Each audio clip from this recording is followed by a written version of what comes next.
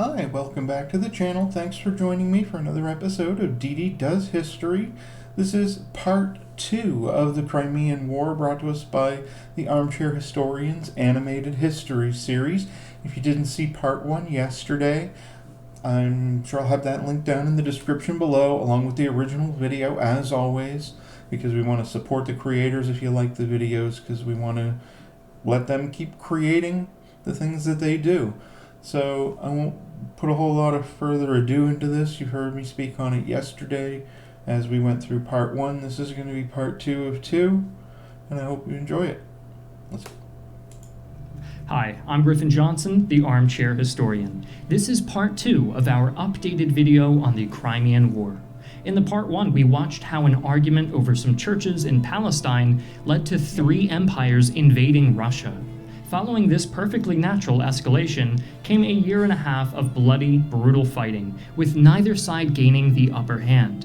And when the dust settled at the end, although no land had been gained or lost by anyone, events were set in motion that would one day change Europe forever. The Armchair Historian channel is made possible by our sponsors. Supporting them is the best way to support us. This video is brought to you by Squarespace, the all-in-one platform for building websites and storefronts, analytics, and marketing tools. Thanks to Squarespace, our streaming service, Armchair History TV, is getting even better. Their powerful analytics give us insight into your watching habits, and their blogging tools and special member areas have allowed us to begin development on a new blog, set to debut in 2021. Squarespace was super easy to use, and their knowledgeable support staff is always available to help you make your vision an online reality. Head to Squarespace for a free trial, then use our link, squarespace.com/armchairhistorian, when you're ready to launch, to save 10% off of your first purchase of a website or domain, and to thank Squarespace for supporting the Armchair Historian and Armchair History TV. Before we even get into it, I plugged it yesterday on the other video. Armchair History TV is a great website. There are a lot of those things. If you're more passionate about history, definitely check it out. It helps support the videos that they make here on YouTube for free for everybody, and you get so much stuff on that website. So I have no obligation again to plug that, other than the fact that I love what they do. So after the inconclusive Battle of Balaclava, Russian strategists believed that their enemy's supply lines were overextended and vulnerable to attack. On November 5th, the Russians gathered a force of 42,000 men to assault the British near the village of Inkerman, with the goal of breaking through their defenses before reinforcements could arrive. Advancing in the early hours of the morning, the attackers were hidden by a thick fog as they approached the British defenses at a hill called Home Ridge. The French and British defenders on and around Home Ridge numbered only around 13,000, less than a third of the size of the Russian army bearing down on them. Fighting began at dawn when the Russian general Fyodor Soimenov sent around 15,000 men to assault the ridge, which in the early stages of battle was defended by just 2,700 men of the British 2nd Division. However, British forward defenses in the valley did catch sight of the Russians advancing through the fog and opened fire, alerting the men of the 2nd Division to attack. But due to this fog, the defenders on Home Ridge had no idea how outnumbered they truly were. Emboldened by their ignorance, the acting commander of the 2nd Division, Major General John Pennyfeather, ordered the entire force to advance down the hill and meet the Russians head-on. The Russians attempted to soften up the defenders by bombarding Home Ridge with artillery. However, they didn't realize that the 2nd Division was no longer on the hill. They didn't become aware of the impending counterattack until the British soldiers emerged from the fog right in front of them, and fighting began almost immediately. The Russians attempted to break through on the 2nd Division's left flank, but were pushed back. Their outdated flintlock muskets completely outmatched by the British Enfield percussion-lock rifles. In the fighting that followed, Soimenov, the Russian general, was killed and swiftly replaced by another officer who was then promptly shot and killed too, followed by a 3rd commander who survived for a few minutes and then was killed too. At this point, the remaining Russian officers were I know the British are usually the red shirts, but it sounds like those Russian commanders should have been in some red shirts too. Understandably reluctant to take charge, and so promptly withdrew to regroup as British reinforcements poured in. Once a second column of Russian troops arrived in assistance, the Tsar's men shifted their focus to the northeast, where the British had set up a defensive wall called the Barrier. 15,000 men advanced on the barrier, which was being held by only 300 troops. Channeling their inner Spartans, these 300 men fixed bayonets and vaulted over the wall to charge at the Russian army. With the fog still hampering visibility on both sides, the bayonet charge caused enough confusion among the Russians to halt their advance, giving enough time for reinforcements to arrive and attack the Russians' flank, forcing them to withdraw. Still not knowing exactly what was going on, the Imperial Russian army gathered up for one final push on Home Ridge. The fighting was fierce and hectic, with the dense haze forcing many units on both sides to act completely on their own initiative, cut off from their allies, which would eventually earn the Battle of Inkerman the nickname the Soldiers' Battle. Just as the British defenders began to falter, the timely arrival of French reinforcements allowed them to hold back the Russians and ultimately drive them away from Home Ridge, bringing the battle to an end. At the end of the day, approximately 1/3 of the Allied and Russian soldiers fighting in the battle had been killed, wounded, or captured. The demoralized survivors retreated back behind the walls of Sevastopol, and the Allied forces dug in for a long siege. When looking at it through a historical lens like this, you can see that it is in some ways a comedy of errors, but every one of those little animated bodies is just a terrifying reality of stupid war. People that died and suffered and that never needed to. The bitter cold of the ensuing winter, coupled with severe supply shortages among the besiegers, soon led to a halt in ground operations. A massive storm in late November destroyed 30 Allied transport ships, many carrying crucial winter clothing and other supplies, which led to thousands of deaths of hypothermia and disease.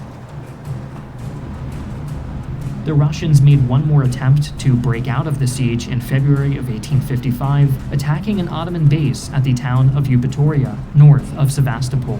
Heavy artillery from the Ottomans' well-fortified positions forced the Russians back, and the attack was called off after just 3 hours of fighting.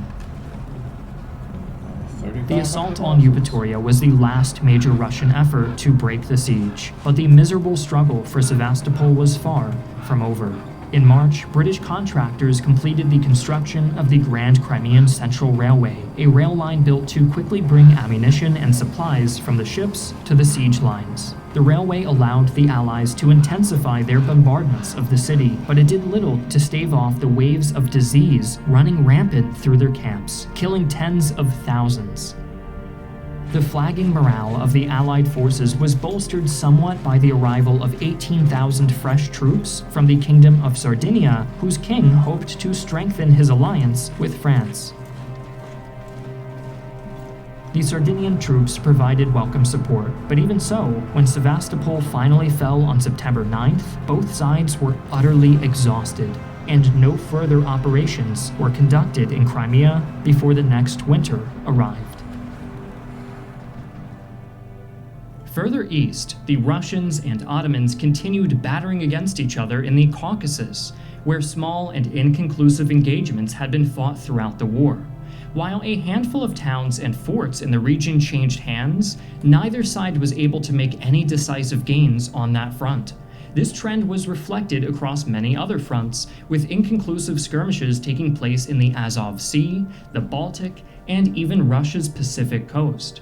By late 1855, after years of bloody and pointless fighting, both sides were thoroughly sick of the war. The British public especially, fed up with reports of fiascos like the charge of the Light Brigade and the staggering death toll from disease during the siege of Sevastopol, began to demand an immediate end to the conflict.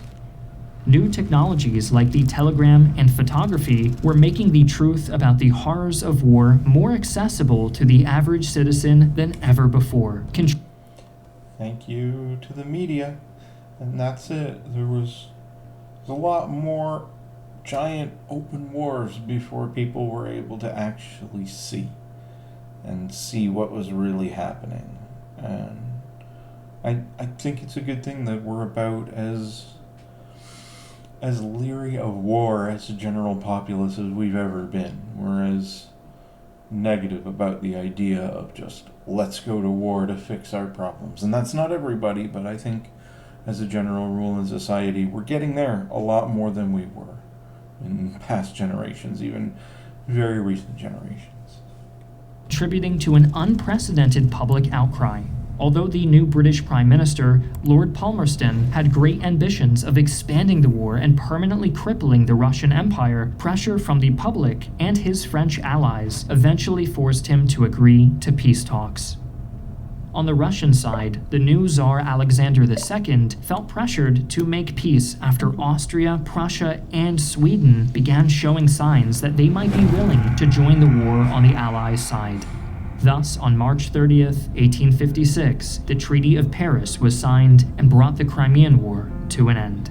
The treaty essentially amounted to a status quo, restoring Orthodox control of the churches in Palestine, forcing Russia and the Ottomans to return to each other's captured territories, and banning any nation from maintaining warships or fortified ports in the Black Sea. This clause of the treaty was later ignored by the Russians in 1871, after the fall of Napoleon III in France caused the French to lose interest in Eastern geopolitics. 6 years later, in 1877, the Russian Empire attacked the Ottomans again, this time claiming territory in the Caucasus and securing the independence of Bulgaria and other Balkan states without much outside interference. As Russia simply went back and took what it had been after in the first place, many in Europe were left wondering what the point of the Crimean War had been. Ultimately, the only tangible outcome of the Crimean War was a tremendous loss of life on both sides. Around 165,000 of all Allied troops died, and almost 120,000 of those died of disease. The Russians lost 130,000, 89,000 of which were to disease. In Britain, the public was outraged by the strategic and logistical failures at all levels of command during the war, and widespread calls began for sweeping reforms of the army and greater professionalism in the medical field in particular. The demands for army reforms were ultimately blocked, but the push for medical reform, spurred on by the famous battlefield nurses Florence Nightingale and Mary Seacole, were much more successful, leading to the development of professional nursing in Britain and improving healthcare for all British society. I'd love to get more into the history of Florence Nightingale at some point, and I know that Extra History, a series that I'm sure you've seen me cover if you've watched any of the previous videos, Extra History has at least one episode, maybe a series of episodes on Mary Seacole, who was mentioned there. In Russia, the embarrassment of defeat prompted a major push for modernization across all sectors of society in order to catch up with the rest of Europe.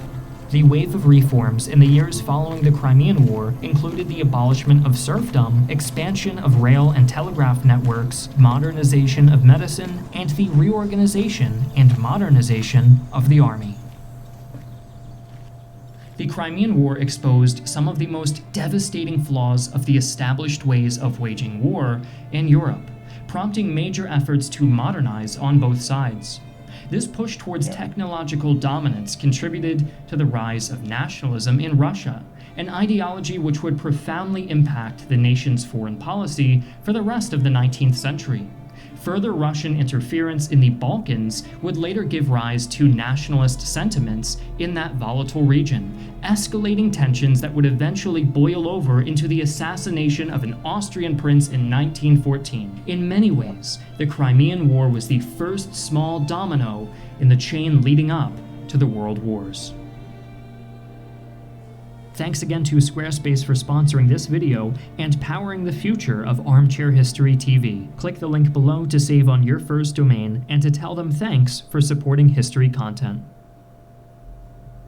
Thanks for watching. We've come a long way since we originally released the Crimean War in 2017 when I first started the channel.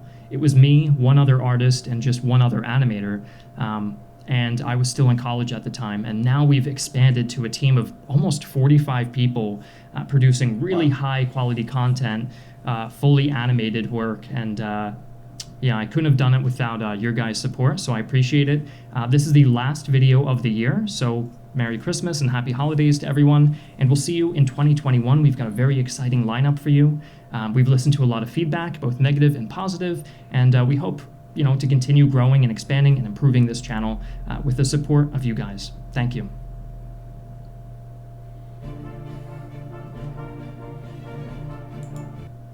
I really love Armchair Historian. It's a great website.